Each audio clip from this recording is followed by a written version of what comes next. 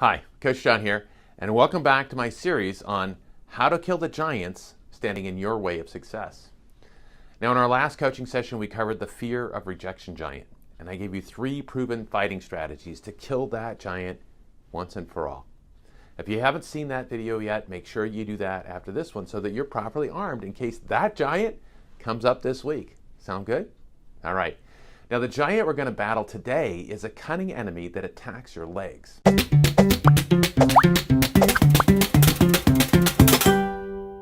He comes around mostly when you're about to do something big that would change your life. In fact, during the most important decisions and crossroads in your life, he's been there. And his goal is to cripple you from moving forward. This is the giant of doubt and his sidekick, insecurity. Now, the doubt giant is different than any other giant because of how he attacks. This giant isn't interested in killing you. What he desires most is to leave you crippled without the ability to travel very far from where you are now. You see, by chopping off the legs of your goals, your plans, and ideas, he wins because you never step out to create the impact to your life, your family, and the world that you're capable of. Now, here's an example of how the doubt giant attacks. You've been thinking about starting your own business, a little side business, and you got dreams to have it replace your full-time job and really take off. And you do all the research, you get your business plan together, you get your application to get a small business loan, fund your lunch, you've even told your closest friends, and they're all really excited for you. Then, right before you submit your application to the bank, you get these questions in your mind. Oh, what if this doesn't work out? Will I be able to afford it? Do I have enough money for this? Does anyone even care about this idea? And then the questions become belief statements. Belief statements like, well, this is just a mediocre idea. Somebody's already doing something better than this. Or there's a lot of competition. Or, hey, I'm not good enough. I'm not capable of making this successful, or this isn't the right time.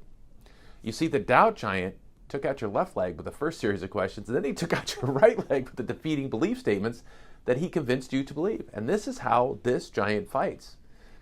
Now, this giant, out of all the ones that look to destroy us, this one wears the best disguise. The doubt giant appears as a sheep in wolf's clothing, and it seems like a protective mechanism that is actually helping you out, but in reality, what's happening is that he's planting the belief that it's better not to try than it is to risk failing, or possibly even lose a little money or some time, or take a hit to your pride.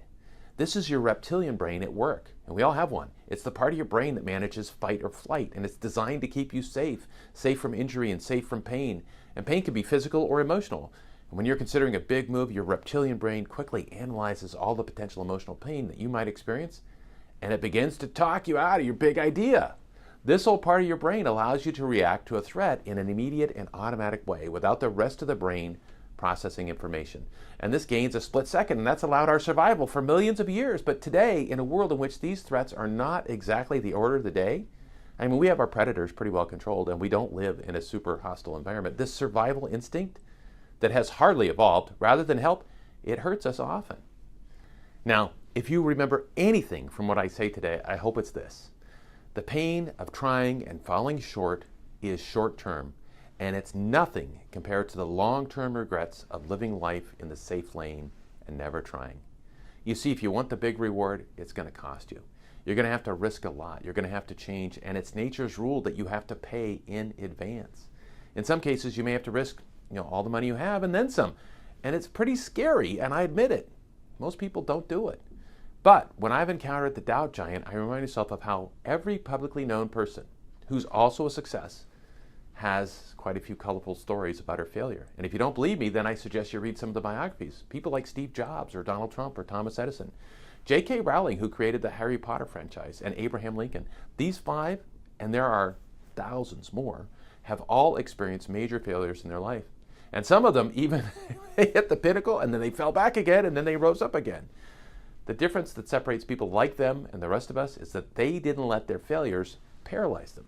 They didn't let the doubt giant create more doubt in their future potential by reminding them of their past results. Now, since the doubt giant has a very specific strategy that he uses to attack you, we, in turn, need a very specific strategy to beat him. I'm going to give you that strategy step by step in just a minute. But before we jump into step number 1, you have to know and believe deep in your heart that these strategies will work for you because they have worked for thousands of other people before you. And if you're doubting the solution, it's because that's another way the doubt giant wounds you. He'll make you believe that the solutions will work for others, but not for you. He'll make you believe that others can do what you want to do with great success, but you're not capable, or that it'll somehow be harder for you. Can you begin to understand now how this cunning enemy can slowly destroy your life? All right, so let's get into battle planning and kill this monster once and for all. Here are the 3 steps to killing the doubt giant. Step number 1 is you must remove your feelings and emotions and only look at the facts. Proverbs 28:26 says, "Whoever trusts in his own mind is a fool, but he who walks in wisdom will be delivered." In our society today, we are being conditioned to believe that our feelings are always valid and should be voiced. And social media has given every person, regardless of responsibility or intelligence, a platform where they can shout exactly what they're feeling the moment those feelings come on. But what you have to realize is that our own feelings, they deceive us. At least half the time, more than half the time. Just think about the last time something good happened and you were in a great mood, and then you got on the road, someone cut you off, and all of a sudden you're ready to kill someone, right? Feelings change in a blink of an instant. Just, man, how about waking up in the morning feeling in love with your partner and thinking of how blessed you are, and then they do something or say something that annoys you and you're ready to kick them to the curb? You see, your feelings, our feelings, they change with the wind, and it's foolish to depend on them. They can't be the first line of defense. In order to kill the doubt giant, you're going to have to learn to put your feelings on the back burner until you've gotten a chance to only assess the facts of the situation. If you're having doubts on whether you can succeed at starting a side business, stop and write down every single resource, opportunity, and talent that you have that will make it work. And then write down all the benefits of taking the risk and what you truly have to lose. And assess all the facts on paper. And that'll allow you to make life-altering decisions without the deceitful emotions that the doubt giant uses to attack you. Step number 2 is to arm yourself with proof of success. We are experts at disarming ourselves with all sorts of reasons why we can't do something.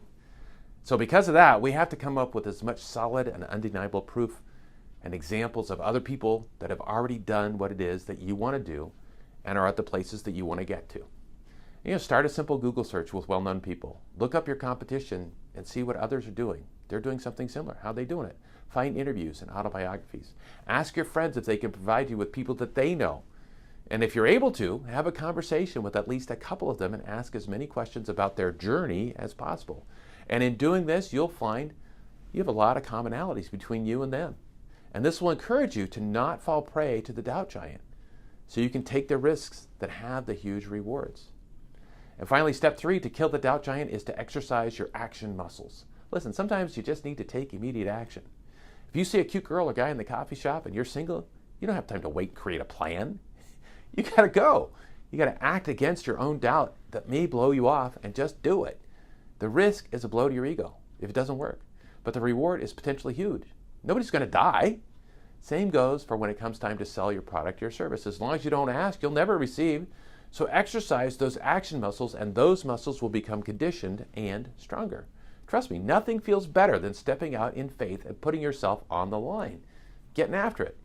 Even if you don't get your desired results, you'll still benefit from the personal growth. So now that you have the 3 steps to killing the doubt giant, don't wait until he attacks to begin to fight. Start today. Step out in faith against something that you've been doubting yourself on. Before you leave today, scroll down and leave a comment. Let me know how you're going to take action. Thank you for spending this coaching session with me, and I look forward to killing the next giant on the next session. Make it a great day and go get him this week. Because when you make the right moves in chess, you win the game. And when you make the right moves in business, winning gets a lot easier.